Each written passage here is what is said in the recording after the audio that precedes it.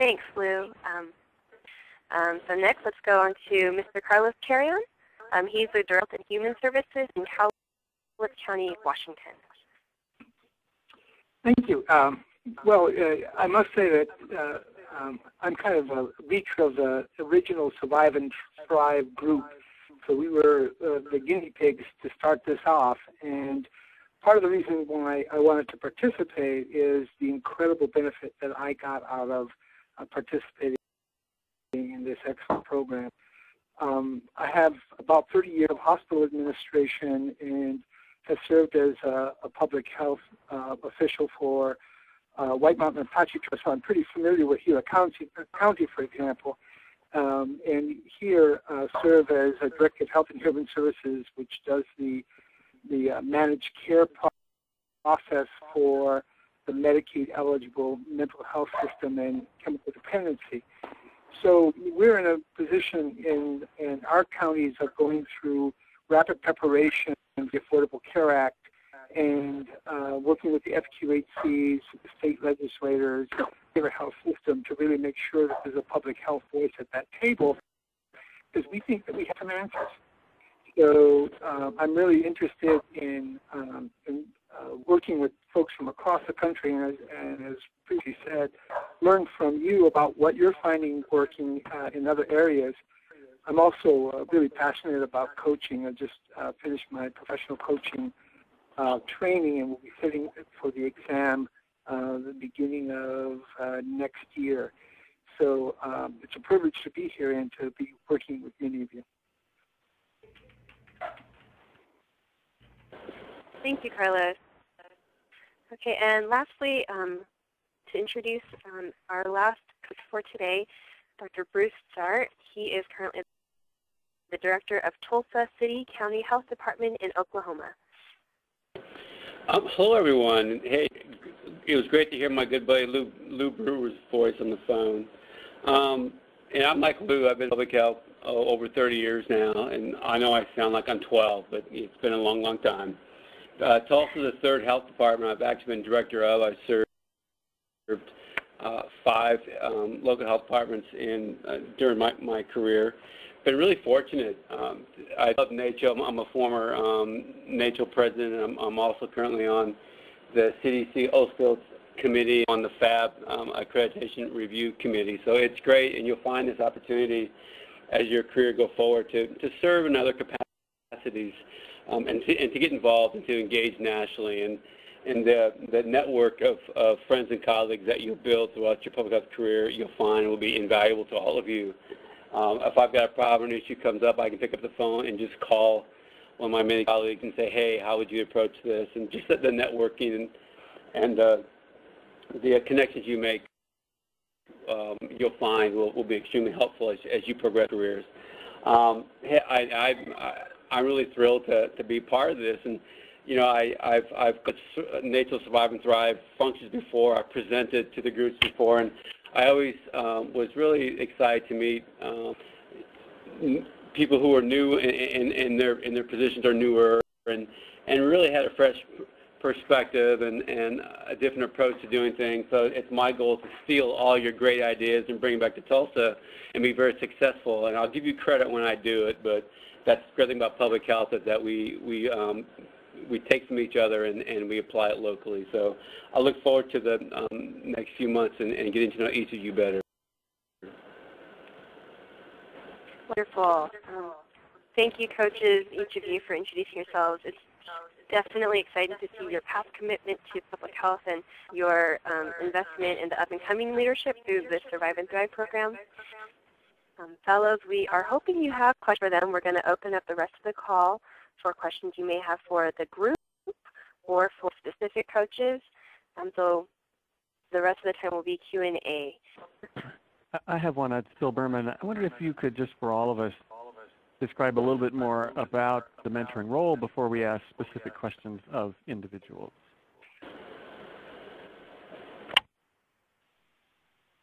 I'm sorry, was this a question to a specific coach or to me, Biblia at Loma Linda? To you or to one of the coaches, if you could describe a little bit more about the relationship between the mentor and the participant in the program, what's expected, what's generally done, et cetera, that would help me. Sure. I'll briefly describe, and then I'll open it up to any of the coaches to also fill in. The basic role of the mentor coach will be to take on a team of 5 fellows, and from that we'll go through the modules together, starting from the kickoff in January that's scheduled in San Antonio, Texas. So you'll do a face-to-face meeting, and then through the online modules continue to learn together, do discussions, exchange ideas. As the mentor will also be pretty integral in your personal development plan that each fellow is expected to complete throughout the course of the program. The coach and the fellow are also going to do one shadowing day, whether the coach goes to the fellow or vice versa. So hoping to continue that personal mentorship relationship on top of actual local health official role that taking. If the coaches want to add anything in there, especially for those who, like Carlos, I know you had been mentored before. Well, I think you recaptured the essence. At least as I look at coaching certainly the coach doesn't have the answer, but ideally they have a question. And part of the questions is not only in terms of developing the skill set that makes an executive more successful, but also helps cultivate the executives themselves. So it's almost like tools are very important, but there's also the development of the person using the tools, and that part of that dialogue, and part of the privilege the coach brings is in that social connection. And just in terms of, I'm also trained as a clinical psychiatric social worker, and I know that we all have strengths, and I like to use a strength-based approach in that process, because you wouldn't be where you are if you weren't successful already in many ways.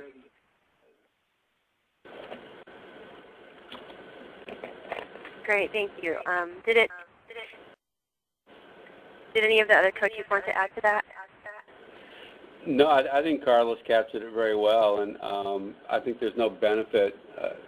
There's no greater exchange for experience, and a lot of the questions that the fellows have brought up and issues, I know we've all in our positions have been through similar situations. So just the sharing of those experiences is really valuable.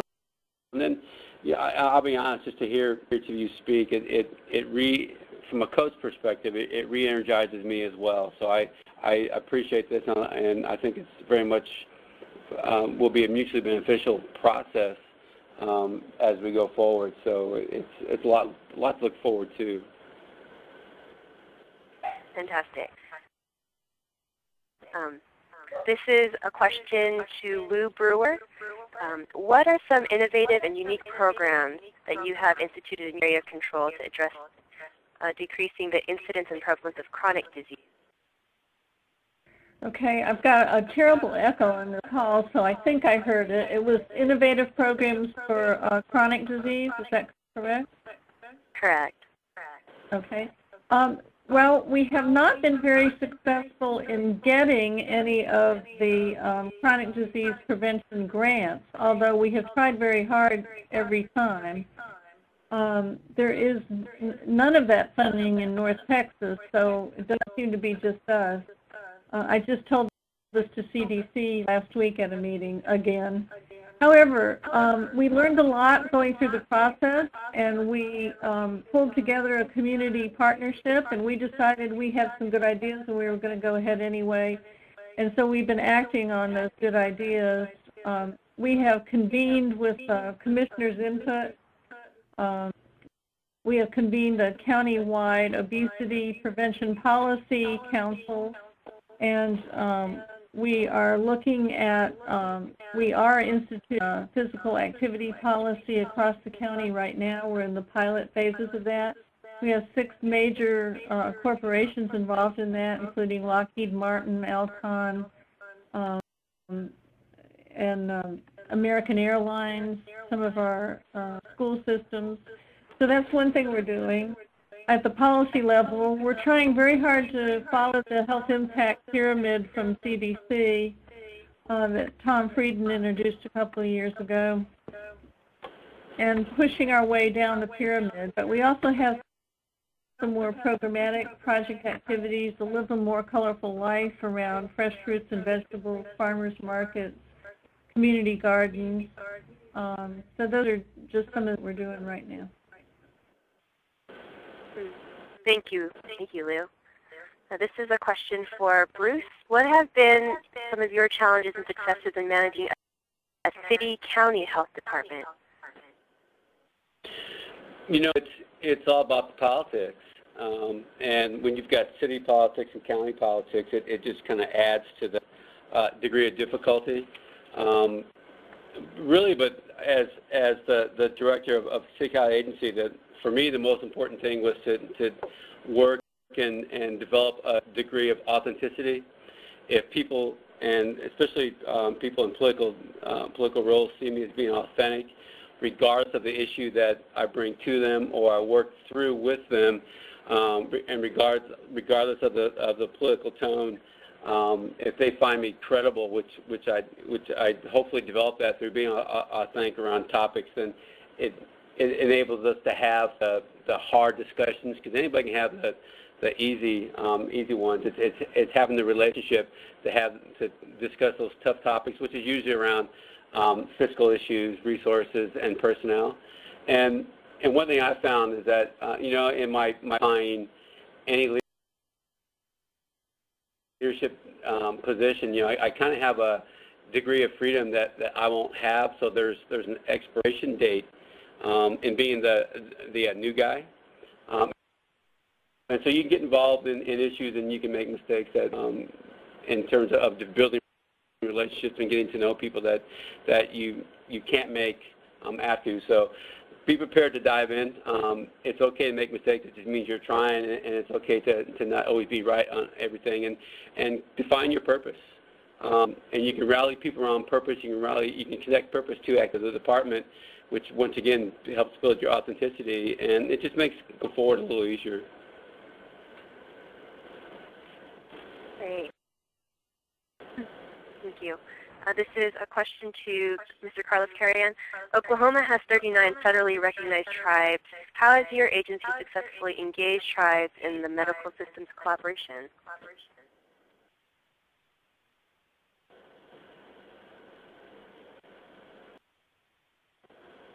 So the question was, Oklahoma has 39 federally recognized tribes, and how has your agency successfully engaged them in the medical systems collaboration? Sure. We have only one tribe in our area. It's the Cowlitz tribe. And as being a former tribal health authority director, I think that the principal step is recognizing the sovereignty of the tribes as being kind of a given as you're going in, because it sets the tone for respect. The tone for respect, then, it gets to be the foundation in which the negotiations begin to happen about mutual benefit.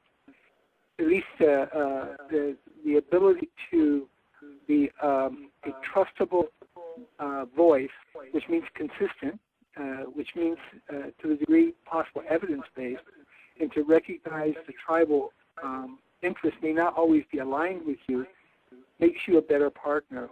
We've especially been successful about working with tribes around our emergency preparedness system, our mental health system, in terms of involuntary treatment, and in terms of working with our FQHCs.